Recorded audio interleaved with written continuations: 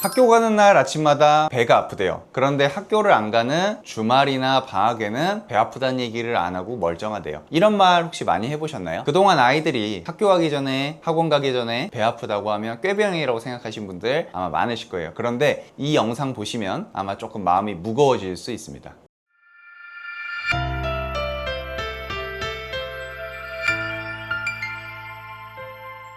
안녕하세요. 더드림아니어 대표원장 정재한입니다. 얼마 전에 저희 아니어는 초등학교 4학년 남자아이가 어머니 손에 이끌려왔습니다. 어머님이 하시던 말씀이 몇 달째 학교 가는 날 아침마다 배가 아프다고 해서 그냥 학교 가기 싫어서 그러나 보다 했어요. 그런데 이게 몇 달째 똑같은 패턴이 지속되니까 좀 이상해서 데리고 와봤어요. 이렇게 말씀하셨어요. 평소에는 멀쩡한데 유독 등교 준비 시간에만 이제 배가 아프다는 거죠. 이런 아이들이 생각보다 많습니다. 등교 전에만 배 아프다고 하니까 부모님 입장에서는 얘가 꾀를 부리나 보다, 학교 가기 싫은가 보다 이렇게 생각이 들죠. 그래서 타이르기도 하고 혼내기도 하고 그렇게 이제 학교를 보내게 됩니다. 그런데 이 아이들은 진짜로 배가 아픈 게 맞습니다. 진짜 맞고요. 등교 시간만 되면 화장실을 몇 번씩 들락거리고 밥을 먹다가도 배를 움켜쥐고 어떤 날은 진짜 학교에 못 갈 정도로 아파하기도 합니다. 그런데 이제 뭐 병원에 가도 내과나 소아과를 가도 특별하게 안 좋은 곳은 없다, 그냥 신경성인 것 같다, 이제 이런 얘기들을 들으시기 때문에 좀 답답해 하시는 경우들이 많습니다. 그럼 이제 아이들은 왜 진짜로 아픈 걸까요? 자, 결론부터 말씀드리면 이 복통의 근본 원인은 복부로의 혈액순환 부족입니다. 이 복부는요, 이 장이 있기 때문에 소화작용을 위해서 평소에 많은 혈액 공급이 필요한 부위입니다. 그런데 이 부위로 가야 될 혈액 공급이 충분하지 않으면 이 근육이 엄청나게 긴장을 하게 됩니다. 장 근육, 또 복부 근육, 복근이라고 하죠. 이런 장과 복부의 근육들이 이제 혈액 공급을 받지 못하면은 마치 닭가슴살처럼 퍽퍽하게 굳어버립니다. 이 수분기가 없어지기 때문에. 그래서 그로 인해서 이제 복통이 자꾸 생기게 됩니다. 자, 그러면은 이제 부모님들이 궁금해하실 거는 왜 복부로 혈액순환이 잘 안 되느냐? 바로 뒤에서 나옵니다. 여기에는 간이 연관되어 있습니다. 복부로 혈액순환이 안 되는 데는 간이 연관이 되어 있어요. 간은 우리 몸에서 혈액을 저장하고요, 필요할 때 내보내는 역할을 하는 일종의 댐입니다. 평소에는 우리 몸의 전체 혈액의 10%를 저장하고 있다가 필요한 곳이 있으면 그쪽으로 이제 보내주는 역할을 하게 됩니다. 그런데 아이들은 아직 간 기능이 좀 미성숙합니다. 그래서 간에 쓸데없이 많은 혈액을 저장하고 있는 경우가 굉장히 많습니다. 그래서 이제 복부로 갈 혈액이 부족해지는 거죠. 그런데 거기에 이제 스트레스까지 더해지면 이런 혈액 저장이 더 과도해지고, 그래서 복부로 혈액 공급이 더더욱 안 되기 때문에 그때 스트레스를 받을 때 등교 전에 유독 복통을 호소하게 되는 거죠. 자, 그러면 여기서 부모님들이 궁금해 하실 게, 우리 애는 술도 안 마시고 간 수치도 정상일 텐데 왜 간 얘기를 하시죠? 라는 질문을 제일 많이 하시는데요. 맞습니다. 아이들의 간 수치가 문제 있는 거 아니에요. 아이들의 간 수치는 정상입니다. 제가 말씀드리는 건 간에서의 혈액 순환에 문제가 있다는 거지 간 수치의 문제는 전혀 아닙니다. 그거에 대해서 조금 선입견을 내려놓으시고 제 얘기를 들어주시면 감사하겠습니다. 어쨌든 간에서 쓸데없이 많은 혈액을 저장하고 있기 때문에 복부로 혈액이 잘 안 간다. 근데 이 문제가 복부에만 그치지 않습니다. 다른 부위로도 혈액 공급이 잘 안 되는 경우들이 많고요. 그래서 복통을 호소하는 아이들에게서 자주 나타나는 증상들이 몇 가지가 있습니다. 첫 번째, 구내염과 입술 주위 포진이 잘 생깁니다. 왜냐하면 구강 쪽으로 혈액 공급이 잘 안 되기 때문에 여기에 염증이 잘 생기고요. 두 번째, 코딱지가 잘 생깁니다. 왜냐하면 촉촉한 혈액이 코로 못 오기 때문에 건조해지면서 코딱지가 잘 생기고요. 세 번째, 입술이 좀 많이 건조합니다. 겨울이 아닌데도 항상 뭐 이렇게 건조하거나 심하면 갈라지고 트고 이런 것들이 잘 생기게 됩니다. 촉촉한 혈액이 못 오니까요. 그 다음에 네 번째, 목감기나 편도염에 잘 걸립니다. 이제 아이들이 편도나 기관지로 혈액 공급을 잘 못 받기 때문에 여기가 취약해지게 되고요. 다섯 번째로, 자세를 바꿀 때 좀 어지러워하는 경우들이 있습니다. 뇌 쪽으로 혈액 공급이 잘 안 되기 때문에 그렇다고 보시면 되겠습니다. 자, 그럼 이걸 검사를 어떻게 보느냐? 이제 양방과 한방 어느 쪽이 틀린 게 아니라 보는 관점이 다릅니다. 그래서 이제 양방은 주로 염증이나 구조적 이상이 있는지를 좀 확인하는 데 집중이 되어 있고요. 저희는 실제로 혈액이 잘 돌고 있는지, 그런 혈액 순환과 자율신경 기능, 이런 것들을 중점적으로 보게 됩니다. 그래서 세 가지 검사를 하는데요. 첫 번째는 뇌파 검사입니다. 이제 뇌 쪽으로 혈액 공급이 얼마나 잘 되는지를 보고요. 그래서 얼마나 아이가 긴장을 하고 있는지를 보게 됩니다. 그리고 이 뇌는 바로 뒤에 나올 자율신경을 지배하기 때문에 반드시 검사를 해야 되고요. 자, 두 번째, 자율신경 검사입니다. 맥파 검사라고도 하는데요. 이 자율신경이 건강해야 소화도 잘 되고요, 대소변도 원활하고 몸의 전반적으로 기능을 잘 하게 됩니다. 그래서 아이들이 뭐 복통이나 혈액순환 저하가 있을 때 반드시 자율신경 기능을 검사를 해야 되고요. 세 번째는 유비호 검사라고 해서요, 전신에 혈액이 잘 돌고 있는지를 보게 됩니다. 그래서 이 세 가지 검사를 하고 제가 아이들의 식습관, 또 대소변, 수면 상태, 이런 것들을 꼼꼼히 체크하는 문진이 있고요. 그 다음에 아이들이 배가 아파하니까 배를 직접 눌러보는 복진이 있고요. 그 다음에 아이들의 맥을 짚어보는 지켜보는 맥진, 이런 과정들을 통해서 아이들을 꼼꼼하게 진단하게 됩니다. 자, 이제 치료 이야기를 해볼게요. 보통 이런 소아 복통에는 이제 일반적으로 한약 치료를 하게 됩니다. 복부 쪽으로의 혈액 공급을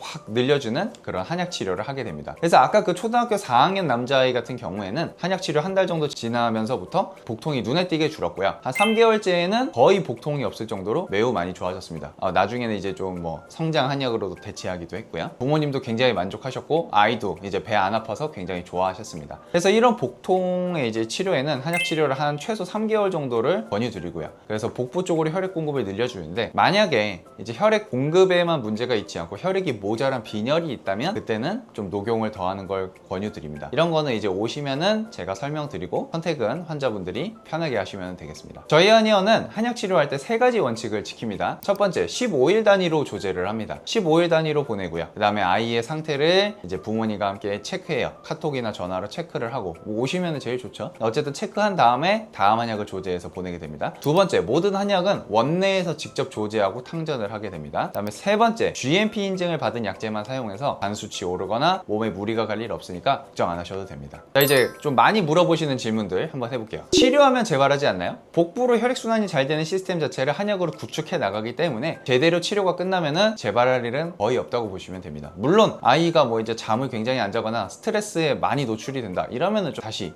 나타날 수는 있겠지만, 일반적으로는 뭐 재발은 크게 걱정하지 않으셔도 됩니다. 자, 두 번째, 한약 먹는 동안 못 먹는 음식이 있나요? 저희는 그런 거 없습니다. 그냥 자유롭게 드시면 되고요. 그냥 상식적인 선에서 너무 자극적이지 않은 것들만 드셔주시면 되지, 뭐 한약을 먹어서 뭐 밀가루 안 되고 소고기 안 되고 무가 안 되고 이런 건 없습니다. 그냥 편하게 드시면 됩니다. 그 다음에 세 번째, 나이가 들면서 저절로 좋아지진 않나요? 간 기능이 성숙해지면서 자연스럽게 나아지는 경우도 당연히 있죠. 그런데 그때까지 아이가 겪는 불편함과 학교 생활의 어려움, 이런 거를 방치하기보다는 빠르게 해결하시는 걸 추천드리고요. 또 만약에 아이가 예민한 성격이다, 스트레스를 많이 받는 성격이다 하면은 뒤로 갈수록 점점 더 심해질 가능성이 높습니다. 또 여자아이 같은 경우에는 이게 생리통으로 발전할 가능성도 있기 때문에 빠르게 치료를 하시는 거를 권해드립니다. 자, 이제 마무리하겠습니다. 등교 전에만 반복되는 보통은 겉으로는 정상인 것 같지만 실제로는 복부 쪽으로 혈액순환이 잘 안 돼서 생기는 결과입니다. 그래서 이건 꾀병이 아니고요, 진짜로 아이가 아파하는 겁니다. 정말로 아이가 이런 양상을 계속해서, 배가 아프다는 양상을 계속해서 호소한다면 이제는 정확하게 치료를 해야 될 타이밍이라고 보시면 됩니다. 저희 한의원에 오시면 객관적인 검사 그리고 저의 꼼꼼한 문진을 통해서 아이의 상태를 차분하게 설명드리고 치료를 진행하면 많이 이제 좋아질 수 있을 겁니다. 실제로 소아복통 같은 경우에는 치료가 잘 안 되는 경우가 드물기 때문에 너무 걱정하지 마시고 빠르게 내원해 주시면 아이의 고통이, 또 부모님의 스트레스가 빠르게 줄어들 수 있을 겁니다. 지금까지 정재환 원장이었습니다. 감사합니다.